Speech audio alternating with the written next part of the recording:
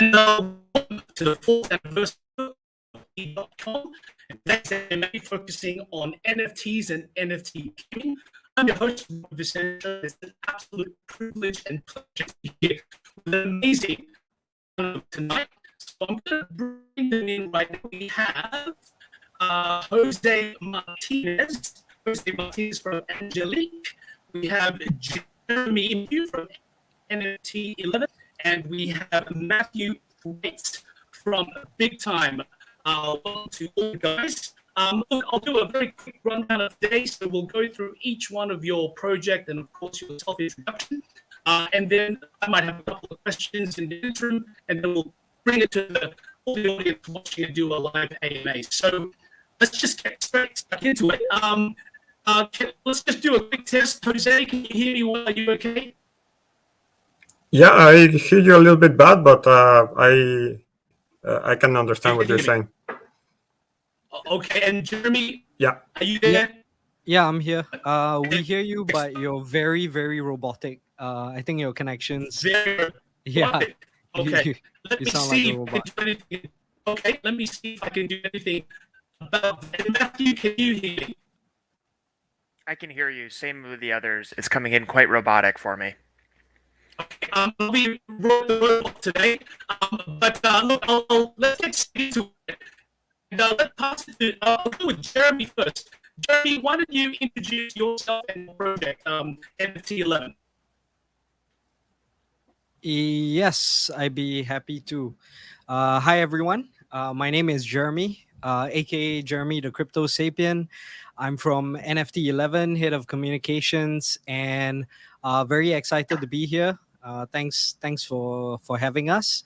NFT 11 is a football metaverse, which we're first launching it off with a game, and that game being a football manager game. So basically, you can own our players, trade our players within the game, and define your strategy of how best you want to tackle the metaverse. Essentially, yeah, that's a pretty much an overview of the project. Great. Okay, sounds good, Jeremy. I'm sure I'm going to ask a couple of questions in a second, but let's go to Jose. Jose, can you tell us a little bit about your project, Angelic, if I said that correctly? Yeah, it's Angelic. It's a AAA game. We're super excited. It's gonna come probably beginning of next year. It's a turn-based, huge production. It's a game that even in the whole game, you give it new aspect. The graphics are unbelievable. They're compared to traditional Web 2 games. We're focusing on doing a really fun game where people actually play to have fun and not to earn money. Got it. Okay. Sounds good. Okay, again, I'll have some questions for you in a second. Let's go to Matt. Matt from Big Time, if you can introduce yourself, please, and also your project. Thanks. Hey, I'm Matt. I'm the guild manager with Big Time. And for people who aren't familiar with what it is, it's a MMO style game where you roam an open world and can drop into dungeons and collect NFTs as you beat mobs and bosses. So similar to what Jose mentioned, it's a fun first focus game.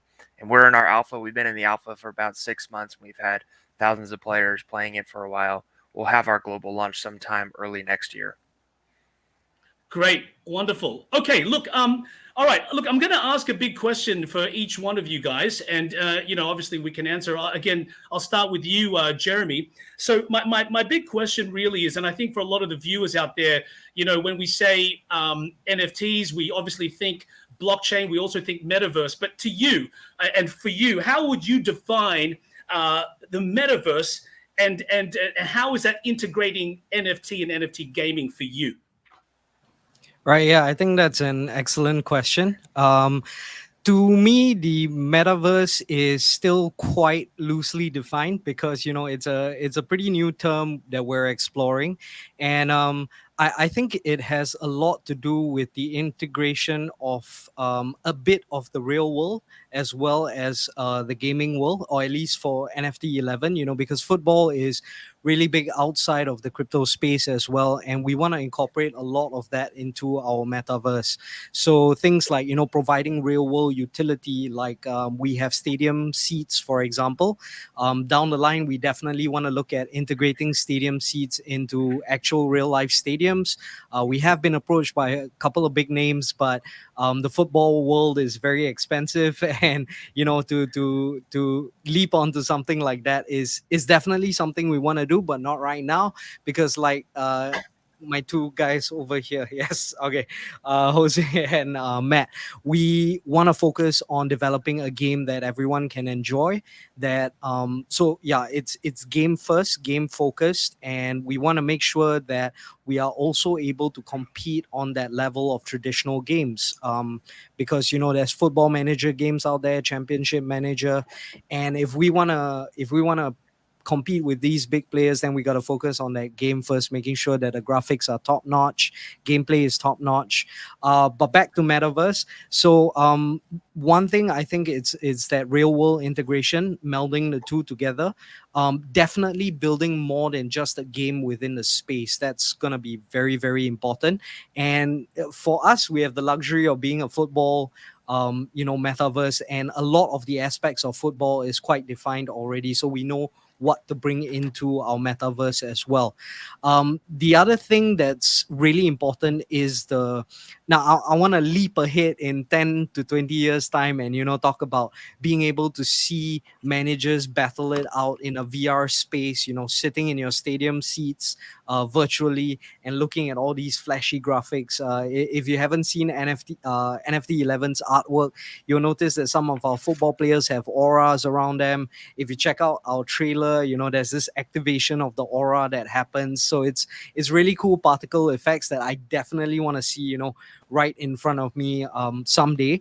But I think that's like 10, 20 years down the road, something like a Ready Player One scenario. But I think what metaverse needs to get right first is that integration of all our blockchains, be it Binance Smart Chain. We are currently on Binance Smart Chain, but we're exploring, looking at diving into the Ethereum network. Basically, we need that base technology first that connects all these chains together, have that level of interoperability, and that's gonna kind of birth the metaverse from there. The last thing I want to say is about partnerships.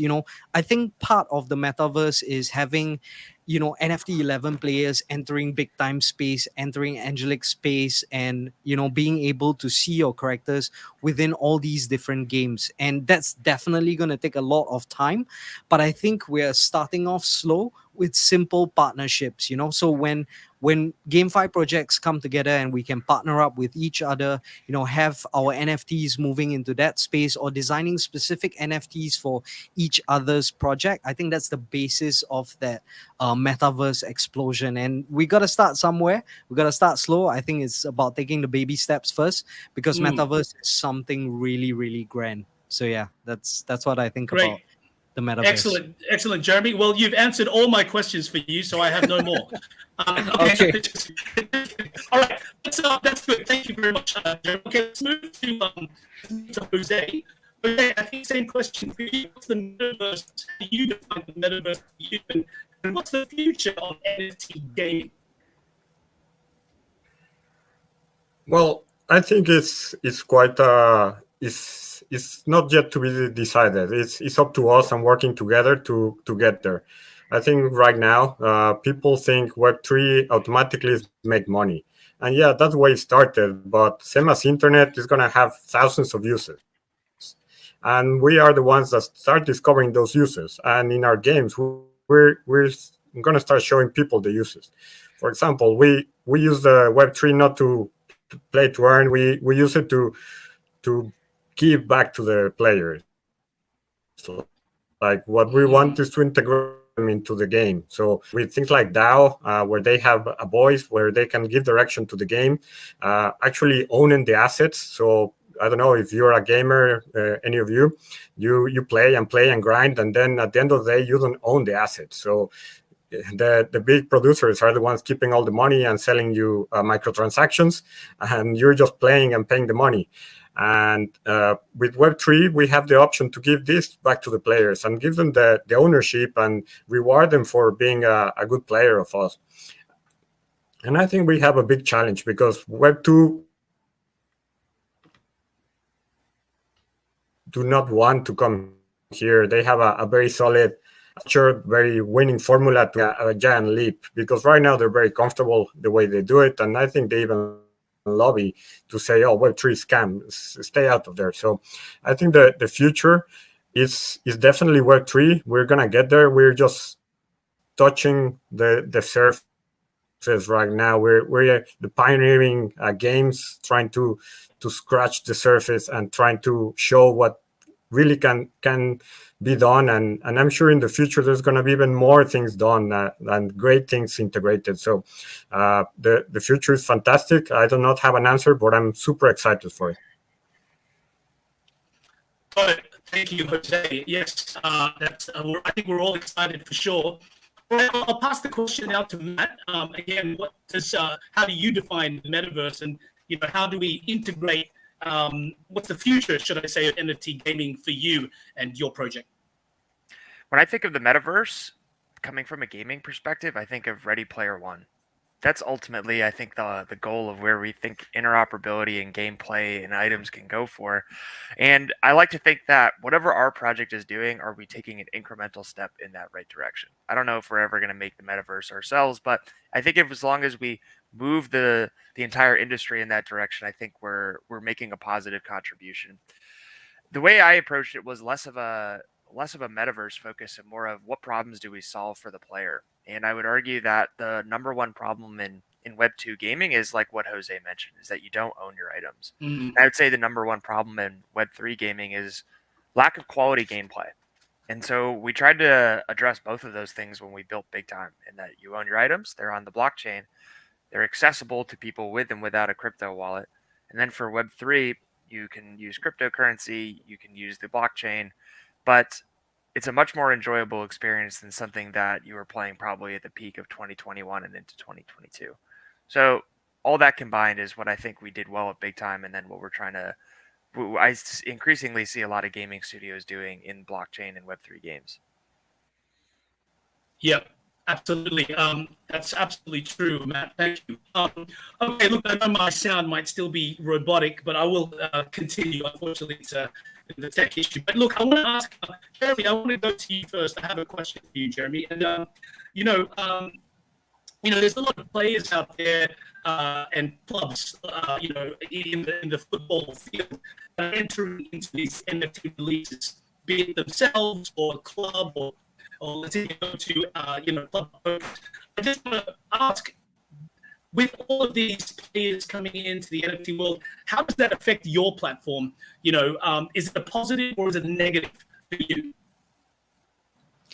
Sorry, just to clarify, when you say players, do you mean like actual real world players or like football players, actual football players that are releasing their own NFT and like all that kind of out there, and of course all these clubs Barcelona, they're all kind of coming out with their own NFT collections. How does that affect your platform? Yeah. I think for one, it doesn't completely close off partnerships. So, for example, if Barcelona releases their own NFTs, we might still want to integrate some aspects of Barcelona in NFT 11. So I think it's about how open they are to partnerships. IP laws around football can be kind of complicated. Like when you get IP for a team, it doesn't necessarily translate to the players. So you may have some issues using player rights and stuff like that. So we needed to navigate this space carefully, and we're still navigating it carefully. But I don't think that it kind of affects or inhibits the game. I do feel, however, that most games they need to kind of utilize these professional players in the right way, bringing them in with the right spirit and culture, because I have seen quite a number of games, and it's not just football, there are other games out there as well that use celebrities, and it's often a bit of a marketing gimmick. And as much as that's really useful, providing credibility, credentials to the game, and I think it's really important, I do also feel that they need to take more role within that development of the game. So the way we approach it is our very first ultimate players. So ultimate players are a class of players within the NFT 11 metaverse. We have three separate player NFTs: legends, which is like the first ever NFTs that we created, which we also recently revamped for our community because we wanted to spice it up a little, give that AAA graphic going. So, legend NFTs, regular player NFTs, and ultimate NFTs. So, the ultimate players are actually based off of real life players. And the very first player that we have is David James. If you guys follow football, David James was the goalkeeper in the 2010 World Cup for England. He's played for Liverpool, West Ham. So Yep. fans of EPL would definitely know him.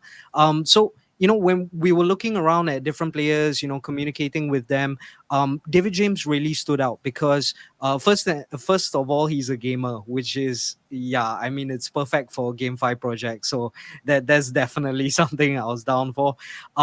He's also really easy to talk to. He's a really nice guy, very communicative. I love that about him.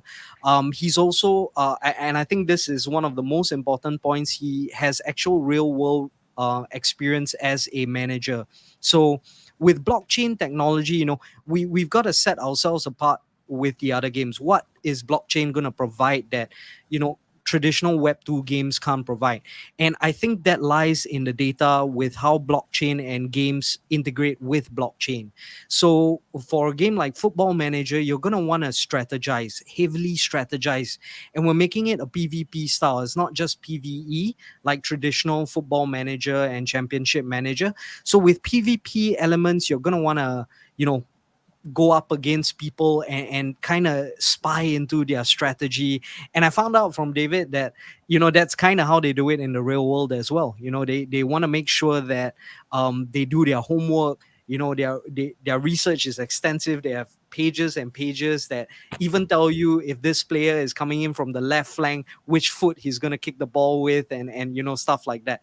So that's the kind of data we want to provide our players with, and that's going to give that next level of strategy for them to strategize against each other, because they will know what matches they've been scheduled for.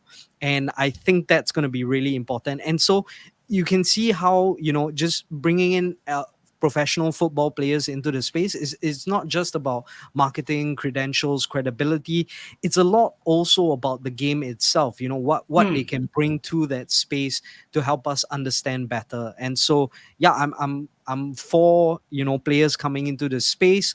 I'm also for them launching their own NFTs if that's what they're into. But as with all launches of NFTs, I think there should be a lot more utility to it rather than just NFT because it's NFT. I think that's what I feel about that. And Jeremy, just on that point, I'm just curious from your perspective. Do you think the buyers of your NFTs, are they predominantly going to be, people who follow a particular player that they love and they say, I want to buy that person? Or is it because they want to play the game online? Or is it because they want to purchase your cool NFTs? I mean, what do you think is your primary market or buyer? Not to toot my own horn, but I want to say all three. That's why we want to focus. That's why we want to focus on the graphics of the players. That's why we're revamping our players as well. And I think it's also about following their players. So like when we release our legends, there were already community members asking, oh, what if I can create Cristiano Ronaldo or something like that? What is his stats going to look like? And so, there's already a bit of theory crafting going on within the community. And with our recent legend revamps, I think the community is going to pick it up, and we're definitely going to see people trying to create those real world players within our legends themselves. Of course, one day, if we want to bring in more ultimates, definitely, it's going to be based off of these real players. And I think their fans are going to follow in. I think on that point, it's also really it's a golden opportunity for us to educate their community, because a lot of them have negative impressions of NFTs. As you guys mentioned, it's like people don't really look at GameFi in the right light. We've gotten quite a bad rap, and so it's a golden opportunity to kind of educate them about what NFTs actually can do for them and help them understand this space a little better. Okay. And one final question: how do I own a stadium? How can I own a stadium? Right, so you can't actually own a stadium in the NFT 11 metaverse, but you can own stadium seats. They're actually out for sale already, so you can find them on our secondary marketplaces. But yeah, it's the very first stadium. Our community actually voted. We also have a DAO. We are very involved with getting our community to come in and vote on game mechanics, essential stuff like that. So they voted for Aki International Stadium, which has its name rooted in Greek. Aki meaning the birth of, or the very first. And the minute I saw that name, I was like, I'm hoping everyone is gonna vote for that name, because I love the name as well. And true enough, yeah, people saw the the philosophical aspect behind the name, and that's our very first stadium, the Aki International Stadium. You can own seats in them. Great. Well, I'll look into that. Thank you, Jeremy. Okay, so Jose, I'm gonna switch to you. So I have a question for you. So there's a lot of traditional gamers out there, and even game companies, right? That I would say potentially you could call anti-NFT, right? So I guess, but the other side of the coin is there's an obvious growth in the awareness of the masses for NFTs. So how does your game utilize NFTs in the gaming experience to potentially capture those anti-NFT gamers?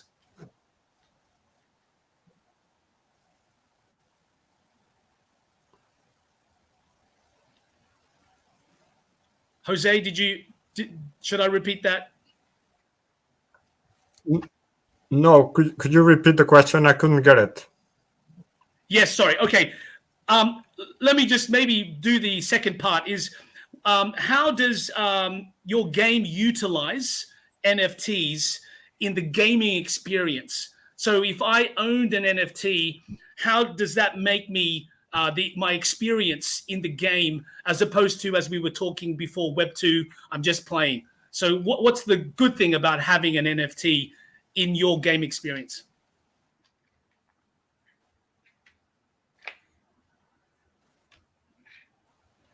Oh no, I think Jose is frozen. Oh, Jose, are you there? That we have probably our most famous, or gotcha. Keep going. Yeah, sorry, I think we lost you for a second. Please, the most. Hello. Yes, you're cutting slightly in and out as well. All right, Jose, I think we lost Jose. It's a shame. I'm sure he'll. I feel comfortable answering that question too, because I know that's something that's like right at the forefront of what we talk about all the time. Okay, good. Well, let's get you to answer that, Matt, and we'll bring Jose back in when he switches back in. All right, go for it, please, Matt. Thank you. Honestly, I think getting this message right is probably the number one problem that I face on a day-to-day basis. Honestly, and so, at least the way that we approached it is when we talk to traditional gamers about big time, we don't say the words NFT or blockchain. Interesting. Honestly, we don't. We describe kind of everything that those things do. It's like, hey, imagine you want to play a good game. That's a given. Okay, well, when you play a good game right now, like in Fortnite, do you own those skins, right? You buy them, you spend money on them, but do you truly own them? Can you sell them? Can you trade them? Can can you modify them, and eventually can you move them out of the game and use them in something else? And most people are like, yeah, I like skins, but I can't do any of that stuff. You're right. I guess I don't really own it, and it kind of stinks. And I was like, okay, well, imagine if you could. That's kind of the foundational part of item ownership in big time. And they're like, oh, I like that.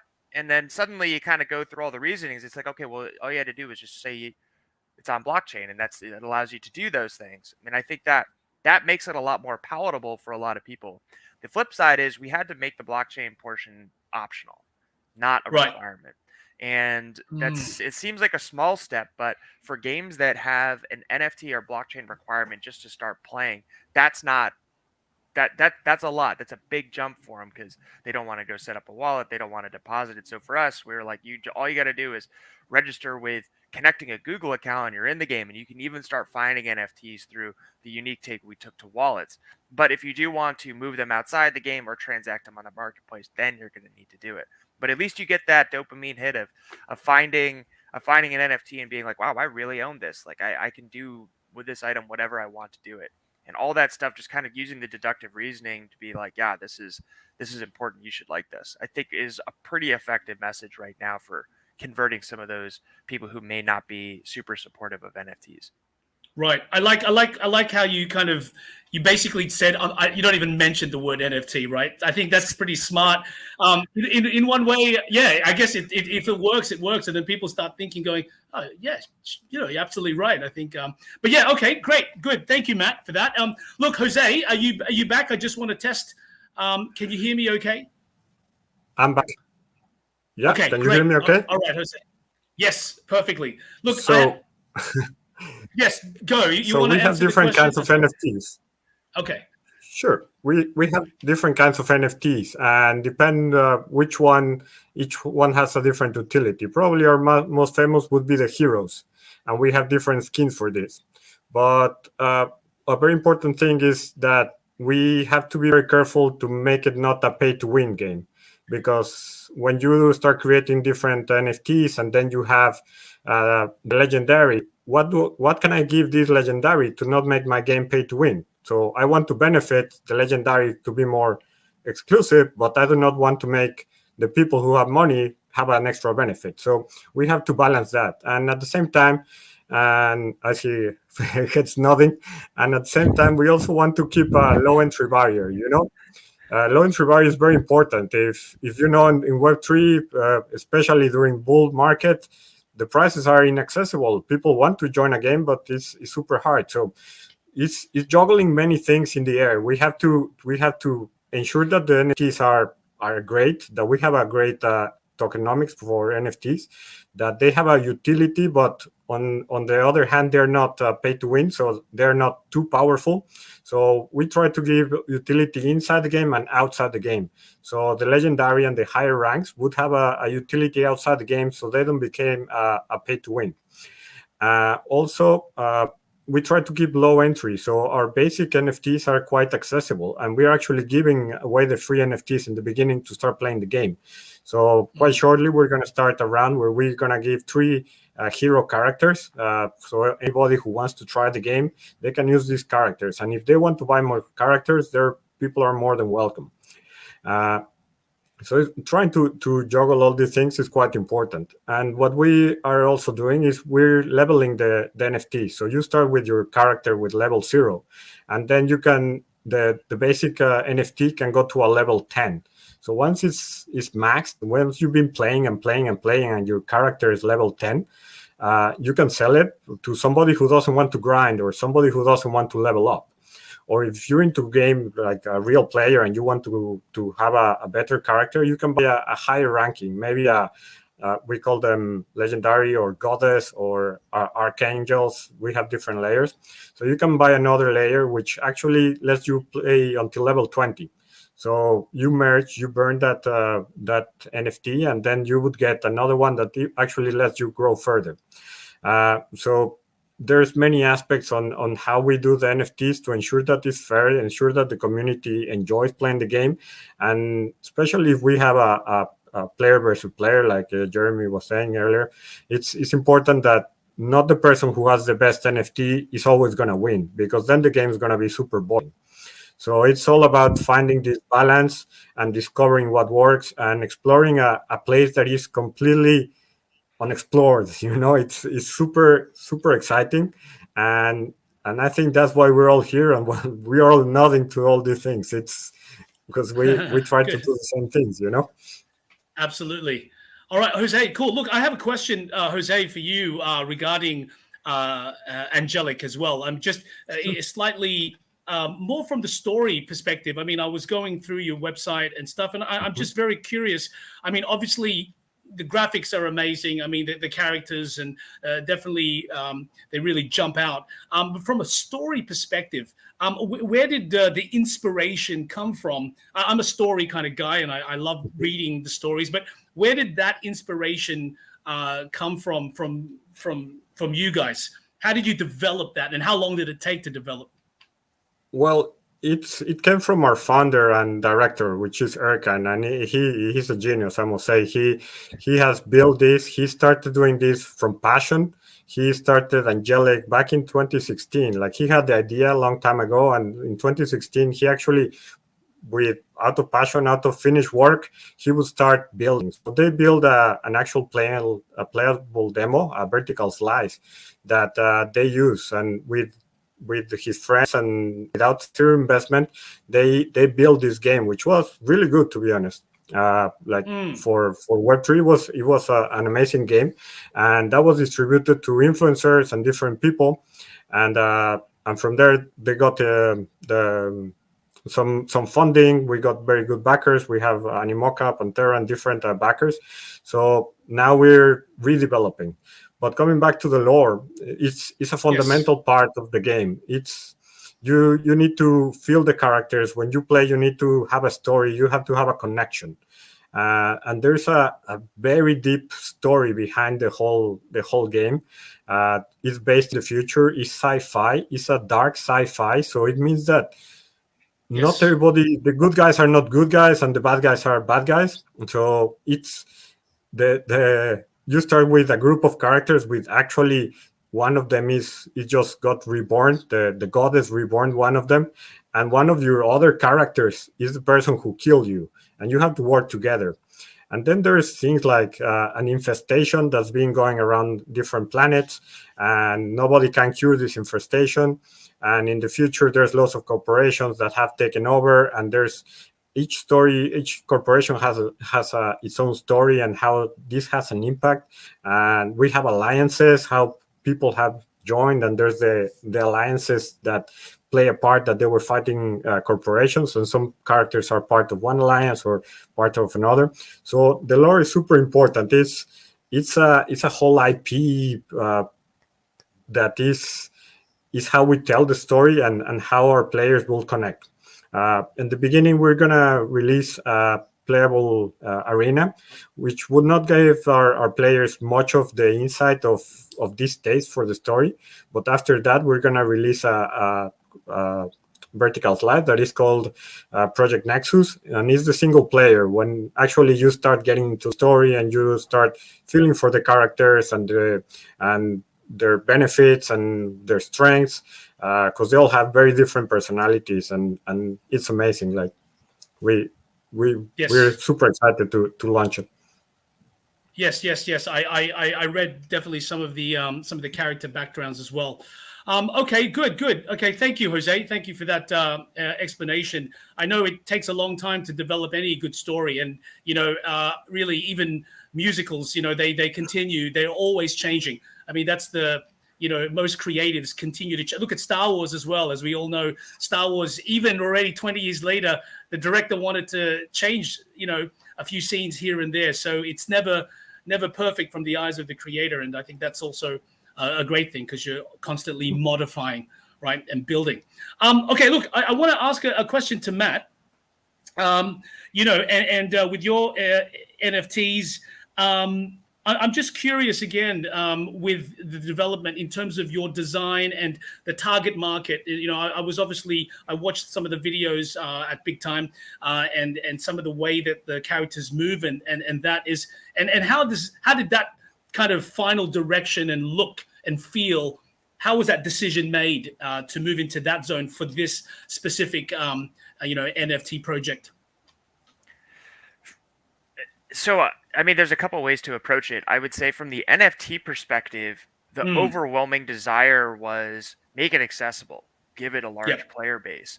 When I think about who the ideal kind of blend of players inside of the game is, it should be 80% people who probably never transact on the marketplace. They just play the game because it's enjoyable.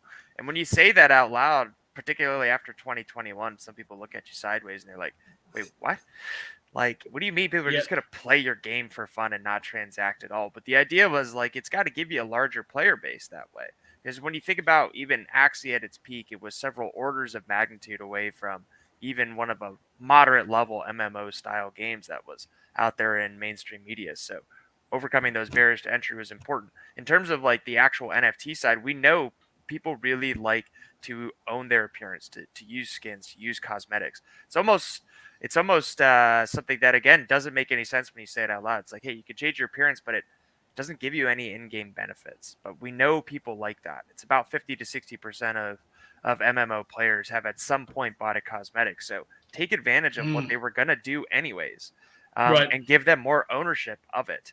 And so that's why the NFT component of Big Time was optional. So we think it'll help. It really just gives back to the players without taking anything away from them. So that was the general approach to Big Time, always starting with the player in mind, and are we solving one of their pain problems or pain points or one of their problems. And look, Matt, on that point, just curious, with there's different kind of buyers as well. Again, focusing on the NFT kind of aspect, you've got the flippers, those alpha guys that just want to, they buy low, whitelist, and then boom, try to sell it, right? Then you've got the hodlers that, just kind of buy it and they kind of gets lost in the hidden, profile of your OpenSea or wallet. And then you've got some of the, obviously those guys who really do come in. Like I'm probably a bit of a combo, meaning I really buy things if I really like them. I'm not going to buy it to flip. I'll buy them because I like that project and I actually want to hold it. But from your perspective and from your game with Big Time, I mean, what's been the kind of trend here in terms of the types of people that are really coming in? I mean, maybe that's a hard question, but what do you think in terms of those, when you're talking to NFT buyers, how do you kind of make that sell? I think it has to do with the way that we do our community management. That's probably the most effective way. When a lot of NFT projects would launch, they would, sell out in minutes or seconds. And then, within a few weeks, most people would kind of flip those things and then leave. And then suddenly, as they flipped and left, their exit liquidity was to the people who were actually friends of the project, which was probably only like 20%. And then suddenly that community felt very small and kind of like alone. You'd be like, what happened to all these people who were really hyped? We tried to take a different approach to it, and we tried to build more of a community and more of a bilateral relationship with them. And I know several projects have done something similar with DAOs and so on and so forth, but with us as a game, we have a unique way to unify people. It's like, let's play the game together, let's roam dungeons, let's make some memories, let's have some funny and embarrassing moments that we'll bond over. And then when you do that, I think it makes it easy for subsequent things like launches, or sales, or on the flip side, if something goes wrong or bugs, at least you can involve people in that process and reassure them that, like, hey, we're going in the right direction. So I guess the main way I would address your question is we do a better job of engaging our existing community and tying them together. Understood. Okay, yeah, that makes sense. Jeremy, I have a question for you regarding IP. I mean, you mentioned it, and you're absolutely right, particularly with football. I know even the shirts, every single logo, you have to get the permission, right, for all those sponsors. And of course, even the likeness of any player. And as you mentioned, correct me if I'm wrong, Jeremy, you have both your created faces, right, and also ones that, like the player that you're actually working with. I mean, how are you kind of dealing with that kind of? I mean, it's a massive undertaking with particularly intellectual property sponsorship and all these brands coming in together. How's that as a force to reckon with? How do you deal with that? Well, for that, I'm thankful I don't really have to deal with it. I leave that Okay. to my CEO and CFO, who are they've been in the traditional market for a very long time. Singapore is a very small knit community. By the way, our whole team is based in Singapore. The project's based in Singapore as well, and Singapore is a very small community, so it's everybody kind of knows each other in that sense. And a lot of these football players, they have asset management companies behind them, Mm, managers behind them, and so Andrew, for example, is very connected in that space because he came from a traditional finance background. Andrew's our CEO, by the way. So yeah, yes. he's very connected in that traditional background, and so a lot of these fund managers and stuff like that, he has personal connections with them. So it's really easy to kind of get a sit down with these players and speak to them about what we're doing, how we're exploring the space, and that's kind of how we are approaching it right now. Of course, we also have connections to teams out there, but as I said, we don't really want to spend too much of our dollars on that because it's Yep. it's about the game coming first. And we're just barely a year old. We're still babies in that sense, and so our game is still under development, and we want to make sure that a lot of that goes into developing the game. And so when I think when Fair the enough. time is right, that's when we're gonna hit the actual teams out there. But as for right now, we want to make sure we bring in ultimate players as well, so that we can capitalize on the fan base, help the football fans understand what this game is about, and more importantly, what the football metaverse is about. Yeah. Right. Okay. And Jose, I want to go to you, Jose, and maybe this is a question for all three of you, and we can have a quick answer. Obviously, there's different kinds of with the games. You've got your character NFTs, you've got your skins, the clothes, you've got your weapons, the utility, and you've got the land as well. And obviously, we're all aware of Other Deed for Other Side with Bored Ape coming up with their kind of metaverse land. I'm just curious with each one of you. And of course, Jeremy, you mentioned the stadium, which is not land per se, but it's maybe a position in that kind of land or stadium. So my question is Jose, starting with you, what do you think is where's the interest now with the people out there? Is there a high influx of buyers going, I want that land that's from your site, or no, I just want the weapons, or no, I want the character? What's the percentage you think the interest right now with in terms of land sale? Let's put it that way. Okay, we have mega structures, but we are still quite far from having those. We're gonna start with the characters, and after that, we're gonna go with weapons, and then we're gonna go with ships, vehicles, and so on. I think that the most interest is gonna be the heroes, because it's what identifies our game, and people feel related to the heroes. Is the main component of our game. So we're actually we know that this is going to be the main aspect and our most famous NFTs. Currently, we have NFTs while we do our marketing. For example, we are giving away posters for free. We're about to release in actually this week some free posters, just to say thank you to our community who is engaging and joining our socials and registering for early access. So we have these NFTs as well, which is another part, and the acceptance has been great. Like our socials are going super high. We have loads of retweets on our Twitter. We're super excited. A lot of people are really interested. So we expect our heroes, when we do the sale, which is going to be quite soon, we expect them to go quite well. Now, Okay. we do not add things like land and NFTs just per se. They have to have a utility. We don't do it like say, okay, other games have land, let's put land.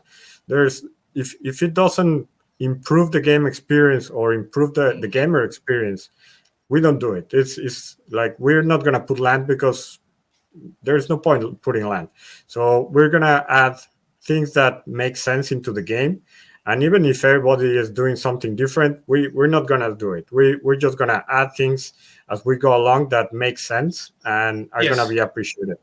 And actually this is going to be part of the DAO. They're going to have a say in these kind of things and supply and what kind of things we should be implementing.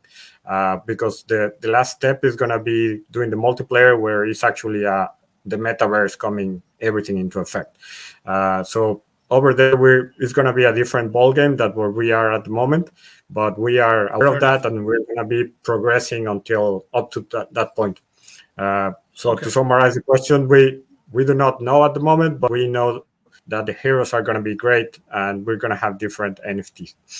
Great. Okay. Thank you, Jose. And Matt, that question to you in terms of land versus, character versus skins, etc. We went for the land option. So the reason why we went for the land option is the foundation for how people can bake and craft their own cosmetics in big time. So it's kind of like a factory approach to it. Aesthetically, it looks like a house or a castle and modular. So the more land that you have, which we call space, more space that you have, the bigger your area can be. And it's just because, again, that there's a certain type of gamer out there that likes to make stuff. Think of like your Minecraft players. Who like to just make stuff. And so we're trying to accommodate that type of gameplay as well as the people who are more combat focused. What was important for us was not tying our character to the NFT, because in that way it'll turn into a pay to win game, where if you buy that character or somebody who's very leveled up, then you can just immediately be very competitive. And so that's why the things tend to be more of an optional approach and a cosmetic focus than anything else. Right. Okay. Got it. And Jeremy, I guess, in a way you've kind of answered it, but do you want to add anything on in terms of land versus character?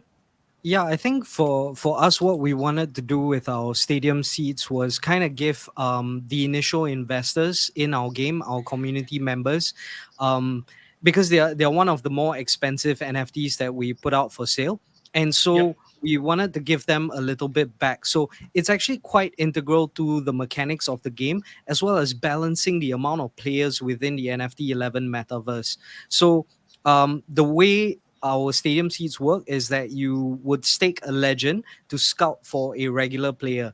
And part of this is the manager's ability to curate and select the kind of regular players that they want. So, for example, if you have a legend with a fire aura, it means he has added bonus stats in his power segment. And so when you use a power legend to scout for a regular player, that player is going to be a little bit better in those power stats. And so managers can now, carefully select the kind of, if you want a full-on defense team, you can get all earth auras, scouting for players. And so it kind of opens up the strategy a little more for our players.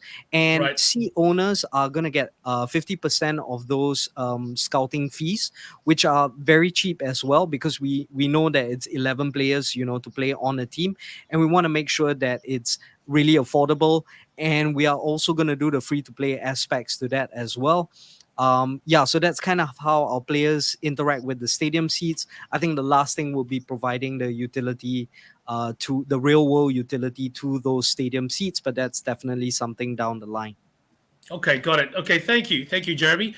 Look, and another, as we're kind of wrapping up here, and then we'll get to the comments from the audience. But another question from my side for all three of you, maybe briefly answer this one, is, obviously there's been a lot of, I think it was the NFT event in New York where this kid, I watched this kid on YouTube. He basically created these physical Bored Apes and sold them, and he invested like 10,000 but made like I don't know how many 100,000 back. So the question is there any in the roadmap or thought and design with the whole connection between the digital and physical?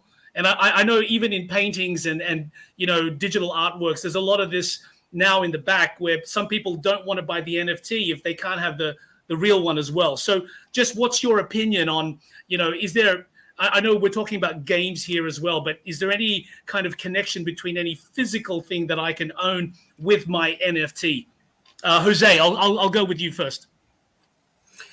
Well, actually, when the game started, and back in 2016, they actually wanted to send an actual figurine of the characters to the people who were playing it. So the idea has been there for a long, long time.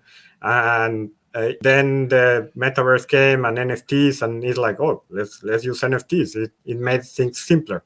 Back then, the game was not Web3, it was just Web2, and then it became a Web3 with all these ideas. So it's great. I think it's an aspect that every game actually sooner or later gets when they are very famous. Like there's lots of people collecting Mega Man and I don't know any other games like Sonic and little figurines. It is part of the game IP, and people love having these little things. So on our side, there is no plans of actually sending this, but we want to grow our piece so big that people will want to have them and actually own them. We actually sent all our community, our highest level of our community, T-shirts with the characters to say thank you, because they've been supporting us for quite a while, and we want to actually give them something that they have physical. So we made some T-shirts and we sent them to the house, and that's amazing. That's something in the real world, even though we've never met them, but they're like family in the community. Great. Okay, cool. Thank you, Jose. And Matt, and yourself in terms of physical and digital? We do not have any physical items right now, and it's really not even on our roadmap. And I would say just the majority of our energy is just going towards finalizing the game. So we've had to make some pretty tough sacrifices on like collaborations and expansions, because there's so many good ideas out there. And so, I mean, I've heard the incredible ideas that I've heard even on this call today. But right now the game is, all that stuff kind of falls apart if the game isn't very good. So we've got to make the game good, and then after that, I think there's some interesting room for expansions, like you're saying. But short answer, no, we don't have any plans for that right now. Absolutely agree. Okay, no, that's a very fair statement. So look, I'm going to look into the comments and from our community and from the audience, and just kind of see if I can pick out a couple. There's definitely Solve All Game label is out there. Let me see if there's some questions up the top, but he's definitely well, here's one from Lilith Go. It's a very quick one, and maybe each one of you can. It says, will GameFi be the future of gaming? I guess what that means, let's answer that, Jose. Will GameFi, which game and finance, be the future of gaming? Yeah, I think definitely it's the way forward. We all know it, and that's why we're doing it here. There's going to be a lot of hard work, really hard work to get there, because I think right now big players in the Web2 don't want to lose all their power. And I think also people really underestimate how hard and how long it takes to make a game. Like these big producers, they have hundreds of people. They released this trailer, and 5 years later the game appeared, and it was like, oh wow, like and Web3 so fast that games have to be produced so fast, and probably that's why we haven't had the quality, because it takes years to make a good game. It really, like, we're expanding our team, we're hiring right now, we have 80 people working day and night, and still it's a struggle to make a good game on the level that we want to do it, because as we all know, in this industry, it's really hard to actually develop a game. So it is the future. We're gonna get there, but we have to pioneer it first. Fair enough. Yes, absolutely. Okay, I'm going to ask Jeremy this question for you. It's from Solve All Game label, one of the viewers. I'm going to just take kind of half of it. So it says here, what's one of the toughest challenges you overcame to achieve, or to potentially achieve, mass adoption for you? So I mean, in another way, is what's the challenge that you face now, so that everyone basically runs and dives into your project? Right. I think mass adoption is still a very far leap. We're definitely not there yet. I think the biggest challenge, like I think Jose and Matt would agree as well, is really about keeping your community together, right? Bringing them in, and especially for NFT 11, we don't have a game out yet. We only have game demos that are being churned out right now, towards the end of the year. So it's really about holding them, keeping their interest in the project itself, and helping them understand why we are taking our time with it to build it, And unfortunately, one of the challenges is that you're going to lose a ton of community members. And we saw this happen, early in January, February, the market crashes that happened. We had so many people exiting. We lost like 2,000 wallet holders in a matter of weeks, and we've since recovered. But it's about that. It's about keeping the people who are really passionate about the space, helping them understand what you're doing, being really open with your communication, and making sure that you're constantly in that connection. And I think that's the beauty of Web3, because it allows that to happen so much easier as compared to traditional games. Traditional games, they do have their communities forming on Reddit and stuff like that, but now Web3 is opening it up to a whole other level, with DAOs and things like that.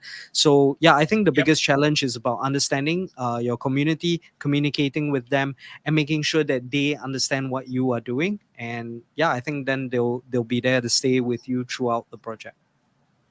Right. No, absolutely. And Matt, maybe also from your side, in terms of maybe just that same kind of question, challenges for you for mass adoption for big time. I think besides the initial kind of reluctance to do it, I would say the that education is like a top 5 problem for every Sure. game that's out there. Like most people, when you ask them what is Web3, what is blockchain, they're like, isn't there something to do with like a monkey picture and something like that? Like, and it's like just trying to educate people on the benefits in like a way that doesn't come across as an advertisement or as a shill.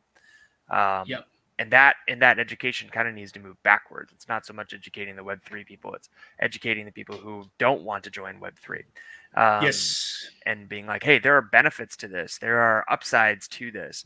You want to be involved with this for these reasons. If you don't like the fact that somebody can, or like Facebook or a Meta has all of your data and you can't do anything about it, then you're going to probably want to do a little bit more with Web3. If you want these verifiable transactions, if you believe in decentralized finance, then you're probably going to want to start migrating more towards like the Web3. I think that's super important. The flip side to it is like almost asking Web2 to incorporate Web3 things. I think that has some serious benefits. Like, think about your average bank account, your average games. Like, are they going to start incorporating some of the ideas that we're already at the forefront of? I think that would do a lot for making things palatable for a lot of people who otherwise would be totally risk averse to it. Like if Walmart really got into the metaverse and blockchain, man, that would do a lot for your average person trying to try out one of our games without being concerned about getting a rug. Yes, very true. And they do happen out there, right? So always got to be careful. Look, Annie Yang has a question, which I think I know the answer to because you're all going to say yourself. What game do you think will be popular in the future? Well, I think I can answer all of that already. That's Angelic, NFT 11, and Big Time. So I'm going to skip that question. I've got a question that's come to me, and it came from you, Matt. You mentioned before, and I mean, we all kind of get this, is the interoperability, right? But here's my question, and I'm going to start with Jose. Okay, here's my question. If everything was truly interoperable, meaning Angelic can go into Jeremy's game and play football and kick a goal, would you actually want that to happen for your space, for your world? Would you actually want other games coming in and engaging and interacting? I'll start with you, Jose, first.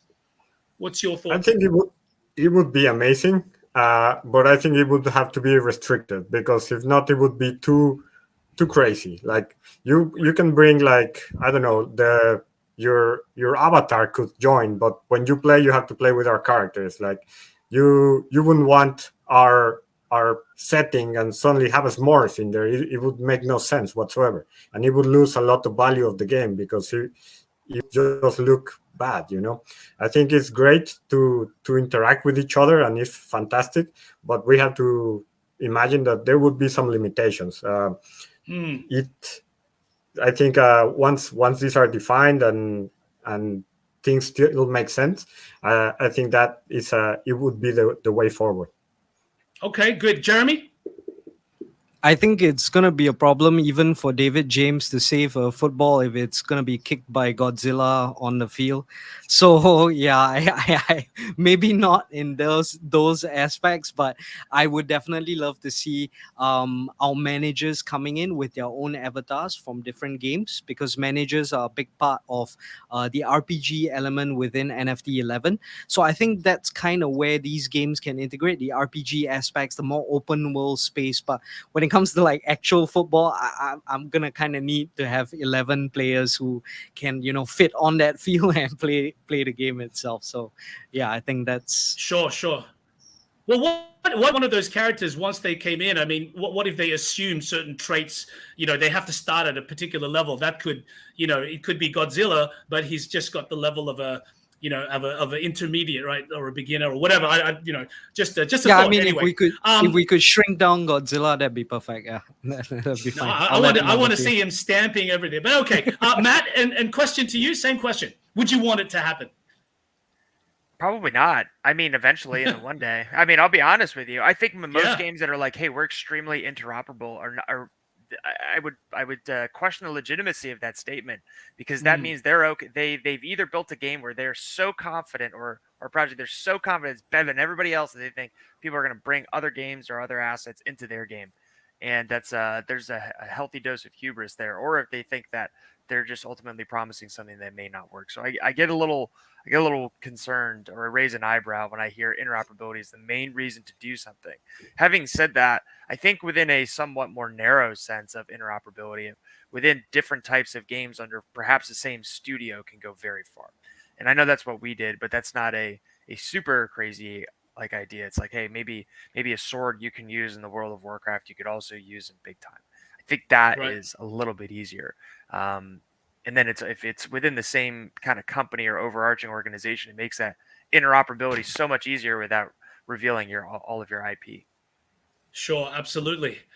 All right, guys, look, we've hit the 1 hour mark, and I think, you know, some of these questions have been answered already. So I want to say thank you again, of course, joining the 4th anniversary of XT.com.